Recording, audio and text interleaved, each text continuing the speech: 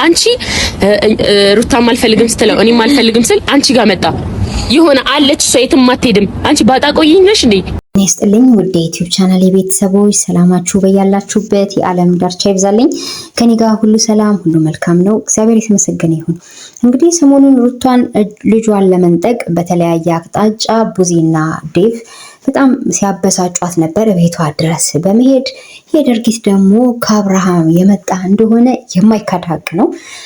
ያም ሆኖ ሳለ ደግሞ ትላንትና እንግዲህ ከሄርሜላ ጋር ታርቅ ያለው ለ10 ሰዓታት ያክል አሳምኛት ጨቅጭቅያት ነው በስልክ እሺ ብላ የተቀበለችኝ ብሏል። ይህንን ከእውነት የራቀ ንግግር አብርሃም ያው ለራስ ብቻ በትተው መልካም ነበር። ሚዲያ ላይ በጣም የሚታዘቡክ የሚያስተውሉ በጣም ብዙ ኦዲየንሶች ስላሉ እንኳን 10 ሰዓት ሄርሜላ ለአንድ ሰከንድ አልፈጀባትም ካንተ ጋር ስትመለስ። ምክንያቱም ቀደም ብለን እኛም ተናግረን ነበረ ሄርሜላ ከአብርሃም ህይወት አትወጣም፣ እሱ እንኳን ቢሸሽ እሷ እንደተከተለችው ትኖራለች ስንል ነበረ።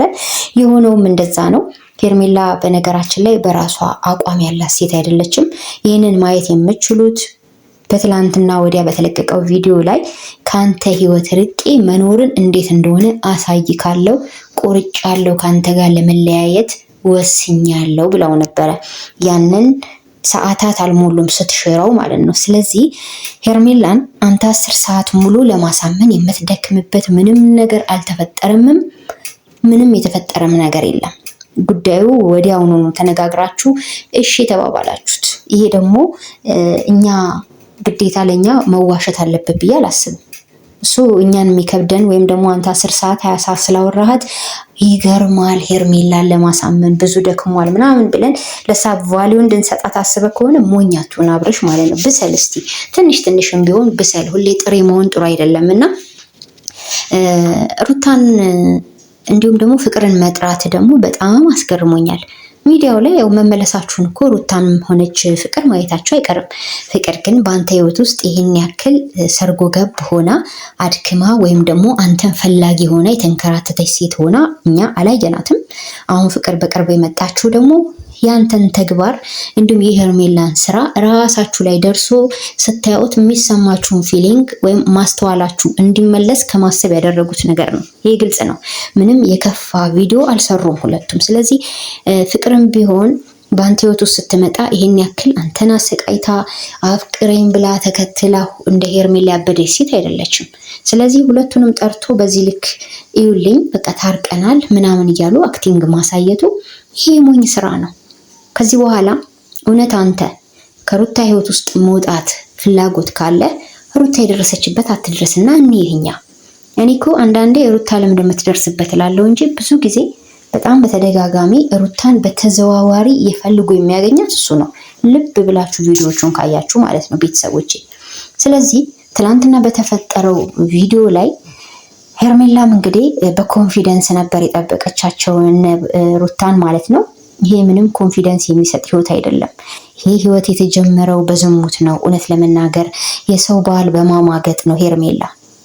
ይሄንን ሁሌም እንነግርሻለን አንቺ ሚዲያው ላይ እስካለሽ ድረስና በአንቺ ህይወት ውስጥ በጣም አስነዋሪ የሆነ ድርጊት ተፈጽሞ ነው ከአብርሃም ጋር መሆን የሚቻልሽው። ስለዚህ ይሄ ደግሞ ዘላለምሽን አይምሮሽን ሲመታሽ የሚኖር ጉዳይ ነው። ሰው ባል መንጠቅሽ፣ ልዑሌን ካለ አባት ማስቀረጥሽ፣ ይሄ ዘላለም ወደፊት ህሊና መቼም ለብቻው ፋይቲንግ ይፈጥራል አይደል? አንዳንዴ ግዴለሽ የምትላችሁ ሰዎች በራሳቸው የሆነ ሰዓት ላይ ከራሳቸው ጋር ትግል ይፈጥራሉ። ያ ደግሞ ህሊና የሚባል ቀጭ አካል አለ። ገባችሁ? ህሊናችሁ ያደረኩት ነገር ልክ ነው እንዴ? እንዲህ ማድረግ አልነበረብኝም እንዴ? ይሄ ነገር እኮ እንዲህ አልነበረም ብላችሁ ስታስተውሉ ወደፊት ስትገረፉ ትኖራላችሁ ማለት ነው። ስለዚህ ሄርሜላ ከህሊና ቅጣት መቼም አታመልጭም ልልሽ እወዳለሁ። ይህንን ትልቅ ተቋም ትዳርን የሚባል ነገር እንደዚህ በትንትኑን ካወጣሽ በኋላ አሁን ላይ ደግሞ እንደዛ ገፍትሮሽ እንደማይፈልግሽ ነግሮሽ አንቋሾ ጥሎሽ የሄደን ሰውዬ እንደገና ፍቅር ጋር ሲሄድ እንዴ ማሰብ ብቻ ያኔ ታስቢ ነበር። አየሽ፣ ምናልባት በሩታ ላይ ደርሶ ያየሽው ነገር ወይም አንቺ ያደረሽባት በዳይ ስለሆንሽ ላይሰማሽ ይችላል። ግን ደግሞ ፍቅር ከመጣች በኋላ ደግሞ አንቺን ሲተውሽ እንዴት ይህንን ህሊናሽን እንኳን በደንብ አድርገሽ ልትጠቀሚበት አልቻልሽም? የገረመኝ ነገር ይሄ ነው። በቃ ሄርሜላ ህሊና ቢስ ናት። ዝም ብላ በደመ ነፍስ የምትኖር ሴት ናት እንጂ ለሷ ለሄርሜላ ያልሆነ እንደገና ለፍቅር ከፍቅር በኋላ ደግሞ እንደገና ሄርሜላ ለኔ ይሆናል ብላ ማሰቧ ምን ያህል ህሊና እንደሌላት ነው የተረዳሁትኝና ኤኒዌይስ አብርሽ ምንም አይነት ሚዲያ ላይ የፈለጋቸውን ሴቶች ቢያመጣ የሚያፍር ወንድ አይደለም። ኩራት ነው ራቱ ብያቸዋለሁ። ከዚህ ቀደምም ደረቱን ነፍቶ ነው ሁሉን ነገሮች የሚያደርገው። እኛ ስለሱ እንሸማቀቅለታለን። እሱ ግን ፊቱን ምንም ነገር በቃ በፍራቻ ውስጥ እንኳን ሲሆን እንኳን ትንሽ አለ አይደል የመፍራት ባህሪ እንኳን አታዩበትም። ትናንት ሩታ መታ አብርሃምን እስከምታናገረው ድረስ የቸኮለው እሱ ነው። አይታችሁት ከሆነ ፍቅርን ለሰከንድ እንኳን አስተውሎ አላያትም። ከመጣይ ሰዓት ጀምሮ የሄርሜላን እጅ ይዞ እያቀፈ ምናምን ነገር አክቲንግ እያደረገ ሩታን ነበር ሲያት የነበረው። አንተ የምትፈልገው ነገር ከሩታ ምን እንደሆነ ራሱ አንተ ራሱ በራስህ ግራ ታጋባለህ ማለት ነው።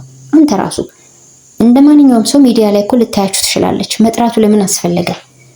አሁንም ነገ ደግሞ በቀደም በልጇ መተካል ልጇን ለመንጠቅ ሞክረካል። አሁን ደግሞ በሆነ ነገር ትመጣባታለህ። እንዳደርስብኝ ብለሃለች። እስቲ አሁን እናያለን ማን ደራሹ እንደሆነ ማለት ነው። ሌላው ምንም የሚያስደስት ህይወት አይደለም የአብርሃምና የሄርሜላ ህይወት። ሄርሜላ አንድን ባል ተብሎ የነበረ ለዛውም እንደ ባል እንኳን ኖሮ የማያውቅ ሰውዬ ትዳር ውስጥ ገና ለገና ከሚስቱ ጋር ተጋጨ ብለሽ ፍቺ ሳያደርግ ለጸብ እንደዚህ ለመለያየት የሚያደርስ ነገር ሳይፈጠር አንቺ መተሽ አለያይሻቸው በወርቅ ሸነገልሹ በምናምን ሸነጋገልሹ ተጋድልሽም ቢሆን ሩታ እንድትፈታው አደረግሽ። ስለዚህ አሁን አንቺ ለወደፊት ለምትወልጃቸው ልጆች የምታስተላልፊው ማንነት ምንድን ነው? እናታችን እኮ በዝሙት እንደዚህ የሰው ባል የነጠቀች ሴት ናት ብለው ስለ እናታቸው መጥፎ ፊውቸር ያላቸው ልጆች ነው የምታፈሪው። ስለ አንቺ በጎ የሚናገር ማንም ማህበረሰብ የለም፣ ጤነኛ የሆነ ማለት ነው። ጤነኛ የሆነ እንደኛ አስተውሎ የሚያይ ከሆነ አንዳንድ ጥቂት ወገኖች የማሉ አብረውኝ።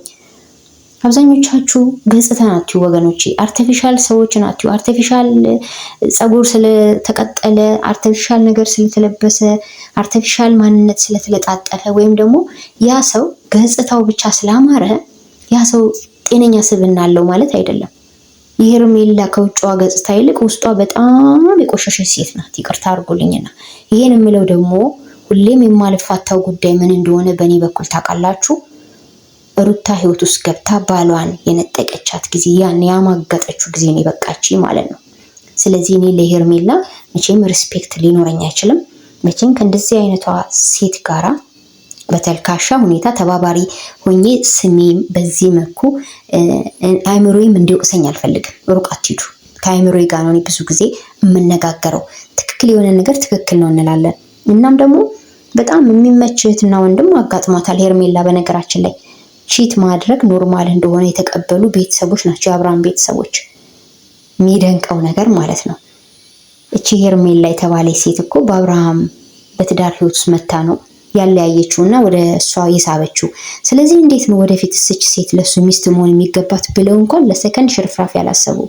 ሜቢ እሱም ሊጠቀምባት ነው። እሱ ከዚህ ውጭ ምንም የሚፈልገው ነገር የለም። ሴትን የሚፈልገው ለመጠቀሚያነት ነው። አብርሃም ፍቅር የሚያውቀው እንዳይደለም። ሩታ ዝም ብላ ነው የምትለፋው። እኔ እንደሚታየኝ ማለት ነው። እስከዛሬም የለፋችሁ ለማይሆን ሰው ነው፣ ለማይጠቅም ሰው፣ ለማይገባው ሰው ነው። ስለዚህ በአብርሃም ቤተሰብ በኩል ምንም ጤነኛ ነገር ሳይኖር እንደገና ደግሞ እናቱ በህይወት እያለች መስዋዕትነት የከፈለች ስንት ነገር በልጇ የሆነች እናት እዛ ቆማ ልጅ ነጥቀው ወስደው ለማሳደጉላ ቋምጠው ነበረ። ጭራሽ ከነጋሽዬ እንደተላኩ አድርገው። ይሄ ሁሉ ውሸት እንደሆነ በቀደም በሚዲያ ላይ አይታችኋል። ጋሽዬ በእንዲህ አይነት መልኩ ቤተሰብ ወደ አብርሃም እንዳላኩ ተናግረዋል። ግልጽ መረጃ ወጥቷል። ስለዚህ ቡዜና ዴቭ በጣም ሸር ይሸርባሉ፣ አይገልጸውም። እውነት ለመናገር አንዳንድ ጊዜ ሰዎችን ቶሎ ማመስገን ጥሩ አይደለም። በተለይ እኔ ከዚህ ተምሬያለሁ። ምክንያቱም ዴቭን አይታችሁት ከሆነ አመጣጡና አሁን ያለበትን ሁኔታ አስቡት። ሁሉ ጊዜ መሽለጥለጥ ነው። እንደዚህ እንደ ሙዝ እንደሆነ ነገር እንዲህ ተንሸራታች እንደ ተልባ ልትይዙት ልትጨብጡት የማትችሉት ማንነት ነው ዴቭ ያለው ማለት ነው። ቡዜ ደግሞ እኔ በታሪክ ወንድሜ በዚህ አይነት ስብዕና ሚዲያ ላይ ሪከርድ ሰብሮ ሴት በማተራመስ እኔ እንዴት አይነት የተረጋጋ ህሊና ኖሮኝ ነው እሱን ሳልገስጽ እሱን ወደ መስመር ሳላመጣ እዛ ጋር የሚያመጣቸው ሴቶች ላይ መጫፍረው። በተለይ ሚስቱ ላይ እንዴት ሆኖ ምላሴ ሊከፈት ይችላል? አስቡት። ቡዜ እኮ አንድ ቀን አብርሃም እንደዛ አይነት ተልካሻ ህይወት ውስጥ ገብቶ ሩታ እንደዛ ሲያሳብዳት ከጎኗ ቆመው አብርሃምን አሁን እንደምትጮህ አይነት ጩኸት ጮዋ ተናግረው እንኳን አታውቅም። ሁልጊዜ እያፌዘሽ ነበረ ቪዲዮ የምትሰራው ከአብርሃም ጋር ማለት ነው። ስለዚህ ቡዜም ዛሬ የዘራሹ ነገር ነገ አንቺም ታጭጃለሽ፣ ልጆችም ወልደሻል አይደለ? እቺስ በቤተሰብሽ ውስጥ ባልሆነሽ የምትኖር ሴት እንደሆንሽ ከድርጊቶችሽ ወይም ደግሞ ከምታሳያቸው የንግግር አክቲንጎች ከጩኸትሽ በጣም መረዳት ችለናል፣ ሁላችንም ማለት ነው። እኔ አንዳንዴ ጆሮዬን ሁላ ያመኛል። እግዚአብሔርን ቤተሰብ አላሻችሁ ማለት ቪዲዮ ላይ ሩታ ካለችና ሩታን መስማት እየፈለግኩ ቡዜ በጣም ከልክ በላይ መስጮ ጆሮ የሚያደነቁር የሚከብድ ድምፅ ነው። ብዙ ጊዜ ተነግሯታል፣ ልሰማ አልቻለችም። እና በብዙ ነገር እኛም እየተጎዳን ነው እንጂ ፍትህ ለጆሮአችን ማለት ነው። በቡዜ የተነሳ በሽተኛ እንዳይሆን ጆሮአችን እና በምንም ነገር ቡዜ አንቺ በሩታ ውስጥ መግባት ያልነበረብሽ ሴት ነበርሽ። ዛሬ እንደዚህ እንደፈለግሽ አብኪ እንደፈለግሽ አማሳይ ሆነሽ መካከላቸው አንዴ ሄርሜላን ጋሁን ሩታን ወደዛ ሂድ በላት ልጇን ንጠቃት እያልሻት መክሪም ነበር። አንቺ ጤነኛ ሰው ብትሆኚ ባይዚ ጤነኛ መስሎ ልብስ ለብሰው የሚወጡ ጤነኛ ያልሆኑ ሰዎችም አሉ። ይሄው እነ ቡዜ ማየት ትችላላችሁ። ወንድማቸውስ ጤነኛ ነው፣ አብርሃም ጤነኛ ነው። ከነ ቡዜ ፋሚሊ እኮ በቃ ይፋ ነው ነፍስ ያለው ነፍስ ያለበት ሰው የሚሸተው ሰው ባህሪ ያለው በቃ ጤነኛ አይምሮ የተገለጠ ማየት የሚችል ማን ነው? ሌላ ማን አለ? ጋሽዬ ብሎ ትተዋቸው ሄደዋል። በቃ ከአቅማቸው በላይ የሆኑ ምክንያቱም በዚህ እድሜያቸው እሳቸው ስኳር፣ ግፊት ምናምን ለምን ያመጣሉ? በአንድ ወጠጤ ልጃቸው የተነሳ እንኳን አይደለም ኦዲየንስን ቤተሰቡን እኮ አብርሃም የማይፈራ ወንድ ነው። በሚዲያ ላይ እኮ ቤተሰቦቹን ያሰደበ ወንድ ነው፣ ሴት በመቀያየር። ስለዚህ ሴቶቹም የተደረገባችሁ ነገር ካለ ጸበል ተጠመቁ። በጸበል ሁሉም ነገር ስለሚከሽፍ ማለት ነው እንጂ አብርሃም እንደሚታበድለት ሰው አይደለም። ከምኑ እስቲ ንገሩኝ። ሄርሜላ ግድ የለም ከኪሱ ነው ጉዳዩዋ፣ ከኪሱ ነው በቃ። እና በዘነጠ በተደላደለ ህይወት ውስጥ መታ እሷ እንዲ መንፈላሰስ ፈልጋ ነው በቃ። ይሄን ህይወት የትም ልታገኘው ስለማችል ማለት ነው። ግን እውነተኛ ህይወት አይደለም ይሄ። የረከሰ የቆሸሸ ህይወት ውስጥ ነው የገባችሁ። ራሷንም ጭንቅላቷን አቆሽሻ የሰውንም ህይወት አቆሽሻ ነች ሴት በዚህ መልኩ አሁን እየቀጠለች ያለችው። ምንም ኮንፊደንስ እንዲሰማሽ አያስፈልግም ሄርሜላ። ብትችይ አንቺ ማፈር ማቀርቀር የሚገባሽ ሰዓት አሁን ነበረ። በብልግና ነው የመጣሽው፣ በብልግና ህይወት ነው አሁንም ያለሽው። አንድም ቀን ጤነኛ ስራሽን ታይቶኝ አያውቅም። ያንቺን የዋህ የሚሉ ሰዎች ደግሞ ፈጣሪ ማስተዋሉን ይስጣችሁ።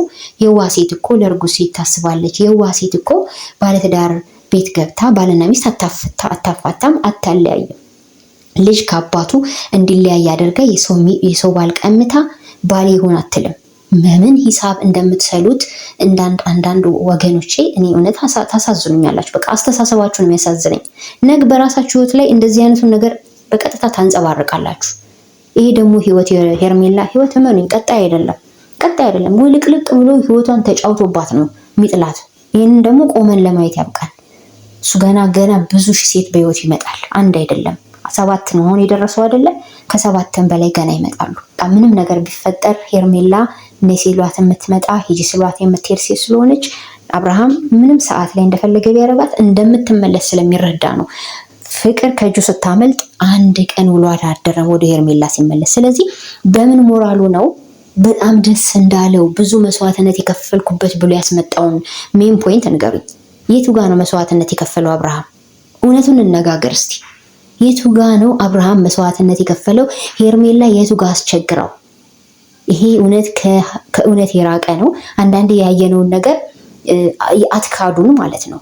እናንተ ራሳችሁን ክዳችሁ እኛንም አትካዱ። ጥሩ አይደለም የምታደርጉትን ነገር። አንዳንዴ ሰውም ይታዘበናል በሉ። ነውሩም እኮ ልክ አለው ማለት ነው።